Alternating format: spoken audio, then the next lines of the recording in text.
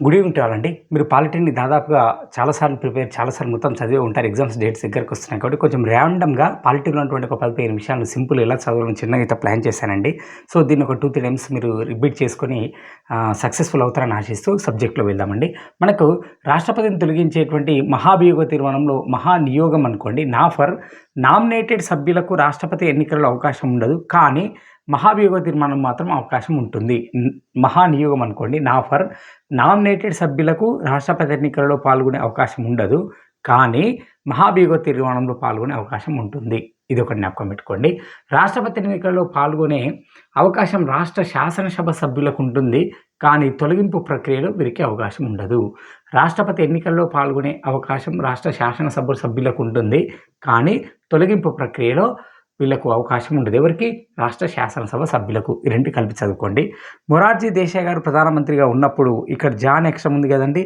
So Jagjivan Ram మరియు చాఫర్ చరణ్ సింగ్, చచ్చా జజ్జా, జగ్జీవన్ రామ్, చరణ్ సింగ్ వీళ్ళిద్దరూ ఉప ప్రధానులుగా చేశారు.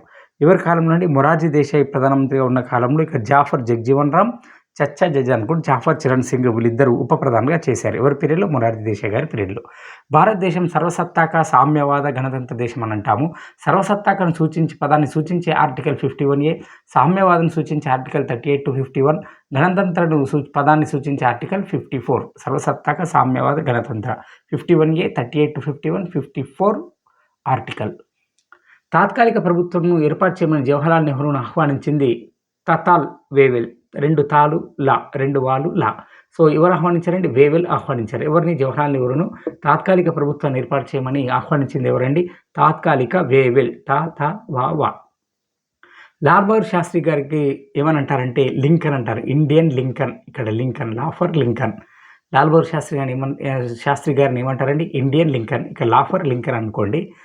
చరణ్ సింగ్ పార్లమెంటులో చరణాలు పెట్టని వాడు చరణ్ సింగ్. చరణాలు అంటే పాదాలు, అంటే పార్లమెంట్లో అడుగు పెట్టకుండానే, ఓకేనా. సో డిశ్చార్జ్ అయినటువంటి ప్రధానమంత్రి ఎవరండి? చరణ్ సింగ్. పార్లమెంటులో చరణాలు పెట్టని వాడు చరణ్ సింగ్. లోక్సభకు ఎన్నికైన మొదటిసారి ప్రధానమంత్రి అయినటువంటి వ్యక్తి నరేంద్ర మోడీ గారు. లోక్సభకు ఎన్నికైన మొదటిసారి డైరెక్ట్గా ప్రధానమంత్రి అయిన వ్యక్తి ఎవరండి? నరేంద్ర మోడీ గారు. బీహార్లో అసెంబ్లీ స్థానాలు 243, తమిళనాడులో అసెంబ్లీ స్థానాలు 234. ఇవి ర్యాండమ్ చేసుకోండి, కొంచెం జిగ్జాగ్ చేయండి. బీహార్లో అసెంబ్లీ స్థానాలు 243, తమిళనాడులో అసెంబ్లీ స్థానాలు 234. 243, 234 రెండు కలిపి చదువుకోండి.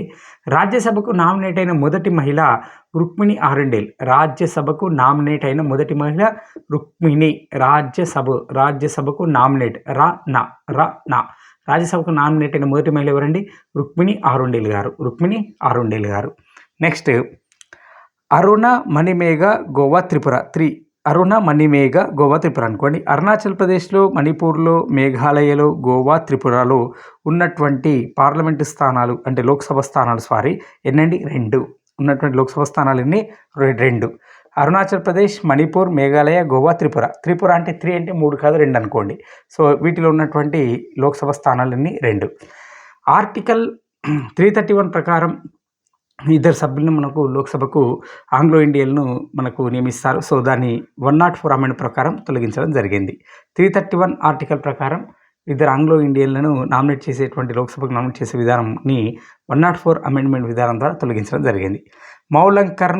మౌలంకర్ లా కా. సో లోక్సభకు పితామహుడు అంటారు. మౌలంకర్ని ఏమంటారండి? లోక్సభకు పితామహుడు. ఇక్కడ లా ఫర్ లా కా లోక్సభకు పితామహుడుగా అంటారు. ఎవరండి? జీవి మౌలంకర్ గారిని. ప్రస్తుతం ఉన్న లోక్సభలో ఎస్సీ కమ్యూనిటీకి రిజర్వ్ స్థానాలు 84, ఎస్టీ కమ్యూనిటీ రిజర్వ్ స్థానాలు 84, 47. సింపుల్ అయితే జ్ఞాపకం పెట్టుకోండి. ప్రస్తుతం లోక్సభలో ఎస్సీ వాళ్ళకి రిజర్వ్ చేసినటువంటి, షెడ్యూల్డ్ క్యాస్ట్ వారికి రిజర్వ్ చేసినటువంటి సీట్లేనండి 84, షెడ్యూల్డ్ ట్రైబ్స్ తెగల వారికి రిజర్వ్ చేసిన సీట్లేనండి 47, 84, 47. ఈ విధంగా ఒక్క 1.5 minute, ఒక 2 minutes కేటాయించండి. ఒక 10-15 నిమిషాలు మీకు సింపుల్గా పర్మనెంట్ మెమరీకి వెళ్ళిపోతాయండి. థ్యాంక్ యూ అండి. Thanks to all.